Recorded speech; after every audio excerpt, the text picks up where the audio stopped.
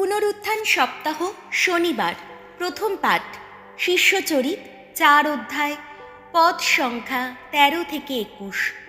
সমাজ নেতারা যখন পিতর আর যোহনকে যিশুর নাম প্রচার বন্ধ করার আদেশ দিলেন, তখন উত্তরে তারা বললেন, অমন আদেশ তারা কিছুতেই মেনে নিতে পারবেন না।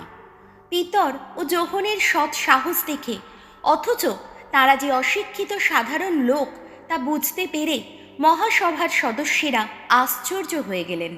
তারা তখন চিনতে পারলেন যে এরা দুজনেই আগে যিশুর সঙ্গী ছিলেন, তবে সেরে ওঠা জন্ম থেকে খোঁড়া লোকটিকে তাদের পাশে দাঁড়িয়ে থাকতে দেখে তারা তাদের কথার কোনো উত্তর দিতে পারছিলেন না।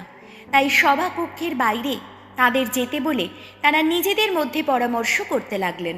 তারা বলছিলেন, ওই লোক দুটোকে নিয়ে আমরা এখন কি করি?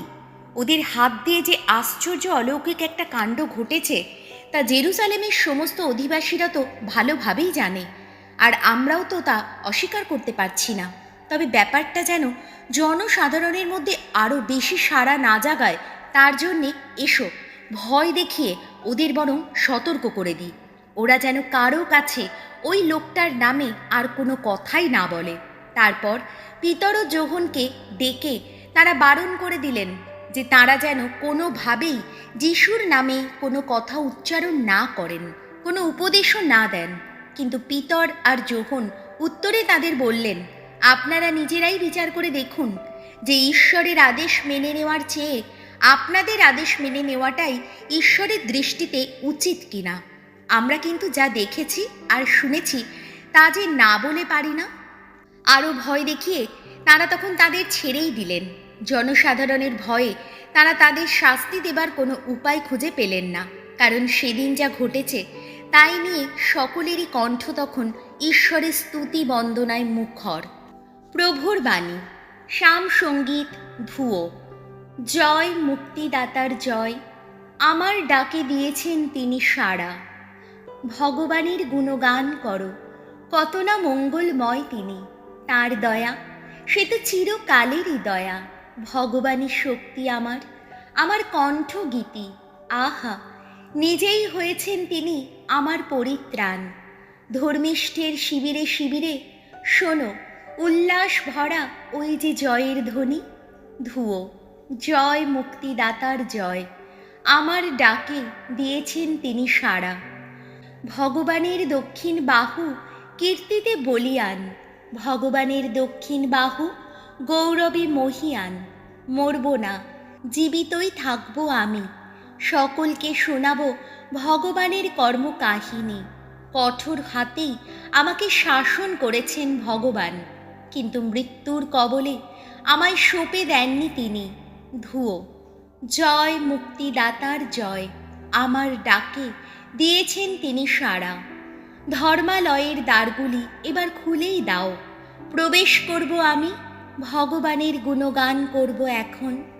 ভগবানের কাছে যাবার এই তো সেই দ্বার, ধার্মিক মানুষের এই তো সেই প্রবেশ পথ। ওগো, তোমার গুণগান করি আমি, তুমি যে দিয়েছ সাড়া। আহা, নিজেই হয়েছ তুমি আমার পরিত্রাণ। ধুয়ো। জয় মুক্তিদাতার জয়, আমার ডাকে দিয়েছেন তিনি সাড়া। বাণী বন্দনা।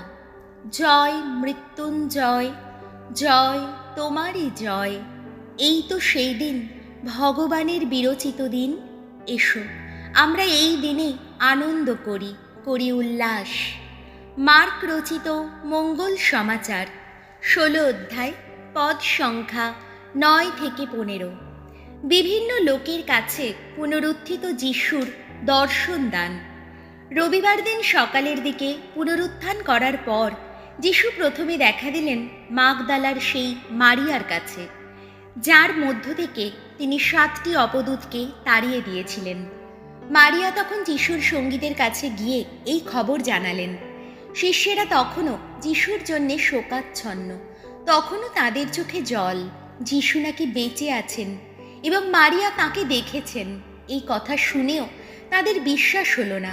এই ঘটনার পর তাদের মধ্যে দুজন যখন পায়ে হেঁটে গ্রামাঞ্চলের দিকে যাচ্ছিলেন, যিশু তখন অন্য রূপ ধরে এই দুজনকে দেখা দিলেন। জেরুজালেমে ফিরে গিয়ে এরা দুজনে অন্যান্য শিষ্যদের কাছে খবরটি জানালেন, কিন্তু তারা এদের কথাও বিশ্বাস করলেন না। শেষে 11 জন প্রেরিত দূত যখন একসঙ্গে খেতে বসেছেন, তখন যিশু তাদের কাছেই দেখা দিলেন, যারা তাকে পুনরুত্থিত অবস্থায় দেখেছিলেন। তাদের কারো কথাই তারা বিশ্বাস করতে চাননি বলে তিনি এই অবুঝ অবিশ্বাসের জন্যে তাদের তিরস্কার করলেন। তারপর তিনি তাদের বললেন, তোমরা জগতের সর্বত্রই যাও, বিশ্ব সৃষ্টির কাছে তোমরা ঘোষণা করো মঙ্গল সমাচার। প্রভু যিশুর মঙ্গল সমাচার।